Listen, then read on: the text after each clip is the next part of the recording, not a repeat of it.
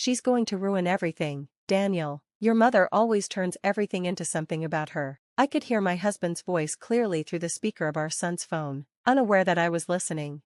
Just tell her the ceremony is for close family only. My son's reply hit me like a punch in the gut. You're right, Dad. Ashley's more like a mom to me. I sat frozen in my car, parked outside Jason's apartment, where I'd traveled 3 hours to surprise him with his favorite homemade cookies before his graduation the next day. Instead, I was learning that my husband of 25 years and our son had already made the decision that I wouldn't be allowed to attend. My name is Margaret, I'm 48 years old, and all I've ever wanted was to see my son graduate. When Jason was born with severe dyslexia, doctors told me he might never read properly. I spent endless nights researching, finding teaching methods, and fighting with the school system to get him the help he needed. Now, he was about to graduate with honors in engineering, and I wasn't even invited to his ceremony. I waited until their conversation ended before driving off, the container of cookies growing cold beside me. Ashley, my husband's 32-year-old secretary-turned-girlfriend, had been in our lives for less than a year. After Robert left, claiming he needed space to find himself, she had quickly become a regular presence at family events. Back at my small apartment, I pulled out the box I'd been saving for Jason's graduation. Inside was my own graduation gown from 20 years ago when I finished my degree while raising a toddler. Robert had called it a waste of time. Why does a stay-at-home mom need a degree? He'd said, but I'd done it anyway, walking across that stage with 3-year-old Jason cheering for me from the audience. A text from Robert buzzed on my phone. Daniel told me you were outside his apartment. Don't make this harder than it has to be, Margaret. The ceremony is intimate. Ashley and I will be there to support him. You can see the pictures afterward. I stared at my reflection in the bedroom mirror, holding up my old graduation gown. It still fit, though a little tight around the hips.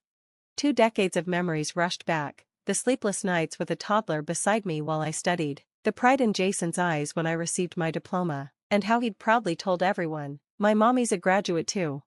Another text came in, this time from Jason.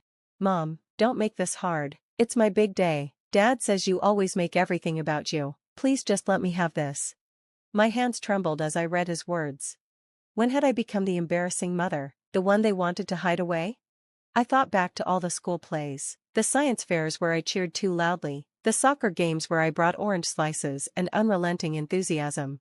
Had my love really been so suffocating? I laid the graduation gown across my bed, smoothing out the wrinkles. Robert had always been the fun parent, the one who let rules slide and played the easygoing dad. Meanwhile, I enforced homework schedules and healthy meals. Now, he had Ashley, who posted flawless photos of their blended family outings on social media, tagging Jason in every one. My sister Catherine called after hearing about the situation from our mother. You can't let them do this, Maggie, she said. That's your son, you deserve to be there. They're embarrassed by me, I replied, my voice small. Maybe they're right, maybe I am too much. Too much what? Catherine snapped. Too much love? Too much support? Too much dedication to your child? Her voice was filled with disbelief. Robert's been rewriting everything ever since he traded you in for a younger model. Don't let him erase you from your son's life. I glanced at the gown again, remembering the woman I used to be, strong, determined, willing to fight for what mattered. Somewhere along the way, I had lost her. Robert's criticisms and Jason's teenage embarrassment had chipped away at my confidence. But not anymore. I grabbed my phone and typed a reply to Robert. You're right, the ceremony should be intimate, that's exactly why I'll be there. Then I powered off my phone, carefully laid out my graduation gown, and began making plans. If they thought I was going to miss my son's graduation, they didn't know who they were dealing with. Sometimes, being too much was exactly what the situation called for. Tomorrow would be the turning point. And for once, I wasn't going to apologize for taking up space in my own son's life. The morning of graduation was clear and bright. I dressed with care, sliding into my old graduation gown with trembling fingers. The blue fabric still held its color, though the gold tassel had frayed. I pinned back my long brown hair neatly, applied minimal makeup, and grabbed my handbag. Inside was a small envelope containing every school photo of Jason, from kindergarten through his senior year. The university campus was buzzing with energy when I arrived. Families gathered, taking photos and exchanging proud hugs. I spotted Robert immediately, his tall frame easy to spot in the crowd. He stood with Ashley, who wore a pink dress that seemed better suited for a night out than a graduation. They posed for selfies, Ashley's diamond ring catching the light. I took a deep breath and walked toward them, the sound of my gown swishing softly with each step. Robert saw me first, his face hardening with anger. "Margaret, what the hell are you wearing?" "My graduation gown," I said calmly, "class of 2003, remember? The year I finished my degree while raising our son." Ashley furrowed her brow, confused.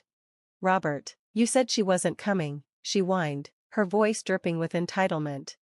"She's not supposed to be here," Robert hissed, grabbing my arm and trying to steer me away from the crowd. "You're making a scene. Think about Daniel." I yanked my arm free. "I am thinking about Daniel. I'm thinking about the little boy who watched me graduate, the one who said he wanted to be just like his mommy one day. I'm thinking about all the late nights we spent working through his dyslexia, all the small victories we celebrated." "That was years ago," Robert scoffed. "He's grown up. He doesn't need his mother hovering anymore." "No," I said firmly, "he doesn't need hovering, but he deserves to have his mother there on one of the biggest days of his life, whether it's convenient for you or not." I spotted Jason then, in his graduation robes, standing with a group of friends. He froze when he saw me, his face shifting between embarrassment, confusion, and something else I couldn't quite place. "Mom," he called, walking over, "what are you wearing?" "My graduation gown," I replied, pulling out the envelope of photos from my bag. I thought today was a good day to remember where we started. I handed him the first photo, kindergarten, his missing front teeth, his name scribbled crookedly on his shirt. "Remember this day? You told your teacher you couldn't read the alphabet because the letters kept dancing. Remember what we did that night?" Jason's hands trembled as he took the photo. You made letter cookies. You said we could eat them once we named them all correctly. And within a month, you knew every letter by heart." I pulled out another picture. "Remember this one from the 3rd grade science fair? The sound wave project? You helped me make that guitar," Jason said quietly. "We stayed up late, perfecting it." Before Robert could interrupt, Jason reached for the next photo, a collection of moments, each one a snapshot of our shared experiences, not just his accomplishments but the journey we'd taken together. "I didn't come here to make a scene," I said, watching Jason's face as he looked at the memories. "I came because 20 years ago, you watched me graduate, and you told everyone you could do it too. Today, I get to watch you prove you were right." Tears welled up in Jason's eyes. "Mrs. Bennett?" a voice called behind us. We turned to see Professor Matthews, Jason's academic advisor, approaching with a warm smile. "I recognized you in your gown," he said. "Daniel's told me so much about how you helped him with his learning challenges. Would you mind if I mentioned your story in my speech? It's really inspiring." Before Robert or Ashley could protest, Jason spoke up. "Actually, Professor Matthews, could my mom sit in the front row? She deserves to be there." I watched as Robert's face turned a shade of purple, and Jason led me to the family seating area. Ashley's perfect pout quivered, but for once, neither of them dared to object. I sat down, smoothing my graduation gown over my knees. I overheard other parents chatting about their kids' graduations, some even wishing they had thought to wear their old gowns. A few of Jason's friends came over to tell me they had no idea about his dyslexia and were amazed by his progress. Before the ceremony began, Jason squeezed my hand. "Sorry, Mom, I let Dad and Ashley make me feel like supporting you was embarrassing, but you know what? I'm proud to have a mom who cares enough to be too much." The ceremony was about to begin, but this wasn't the end of our story. As I watched my son take his place, I realized that sometimes the most important victories don't come from being quiet and accommodating, they come from standing firm and refusing to let yourself be erased. The ceremony was beautiful. As Professor Matthews shared our story, I felt a shift in the room. When Jason's name was called, I stood up and cheered, proudly, but quietly, just enough to let him know I was there. Surprisingly, other parents stood too, and a wave of support swept through the crowd, bringing a bright smile to Jason's face. Afterward, while families were gathering for photos, Jason came over to me instead of joining Robert and Ashley. "Mom, can we take a picture first, both of us in our gowns?" We stood together, our matching blue gowns creating a perfect symmetry. A photographer, who had overheard the story, asked if she could capture the moment. "This is what graduation is about," she said, generations lifting each other up. Robert watched from afar, his jaw tight, Ashley tried to insert herself into the crowd around us, but for once, she wasn't the center of attention. Other parents came over to share their own stories, about overcoming struggles with their children, about fighting for their kids' education, about never giving up. Mrs. Bennett, one mother said, tears in her eyes, "My daughter has dyslexia too. Would you mind sharing some of the strategies you used with Daniel? We've been struggling." Before I could respond, Jason spoke up. "Mom's amazing at breaking down reading strategies. She created a system using music and rhythm. That's why I can tackle engineering texts now." The pride in his voice made my heart swell. This was the son I knew, not the one swayed by Robert's manipulation and Ashley's false perfection, but the kind, appreciative young man I had raised. Later, at the reception, Jason pulled me aside. "I need to show you something," he said, leading me to a quiet corner. He pulled out a folded piece of paper from under his graduation gown. "I wrote 2 speeches for today. This is the one I didn't give." I opened it carefully and read his words. "To my mom, who wore her graduation gown today to remind me where I came from. Who never gave up on me, even when I gave up on myself. Who taught me that sometimes the greatest act of love is being too much when the world tells you to be less. Thank you for every late night, every flash card, every moment you fought for me. This diploma belongs to both of us." Tears filled my eyes as I looked at my son. "You didn't need to give this speech," I whispered. "You showed me everything I needed to know today."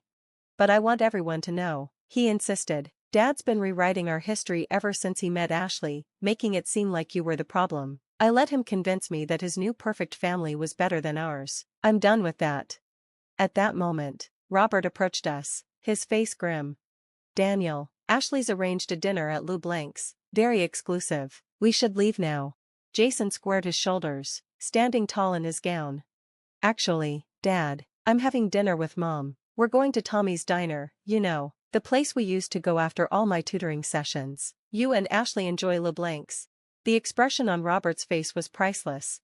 For years, he had tried to minimize my role in our son's life, labeling me as too emotional, too involved, too much of everything. But standing there in my graduation gown, matching my son's, I knew I was exactly enough. That evening at Tommy's, over plates of chocolate chip pancakes, Jason and I talked about everything: his future, his new appreciation for our journey, and his determination to stop letting Robert's narrative shape his choices. "You know what, Mom?" he said, smiling over his coffee. "I think I want to start a tutoring program for kids with dyslexia, using your methods. Will you help me set it up?"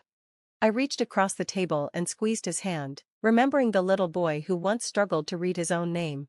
"I'd be honored," I said, "and I promise not to be too embarrassing about it." He laughed. "Be as embarrassing as you want, Mom. Some things are worth making a scene over." As we left the diner, Jason's friends from engineering were waiting outside. They had skipped the fancy graduation parties for a more relaxed celebration. "Mrs. B," they called out, "we heard about your cookie letter method. Any chance you'll make some for our study sessions next semester?" Looking at these bright young faces, at Jason's proud smile, at the graduation gown I wore with purpose, I knew that sometimes the best response to being excluded isn't to fight your way back in, but to create something better. Something real.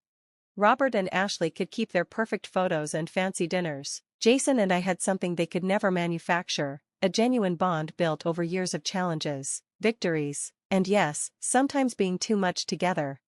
That night, as I hung our graduation gowns side by side, I smiled at the symmetry. Sometimes, life comes full circle in the most beautiful ways, reminding us that we never needed to shrink ourselves in the first place. We just had to wait for the right moment to stand tall, take up space, and show the world exactly who we are. Thanks for watching. See you again in the next video. Stay stunned.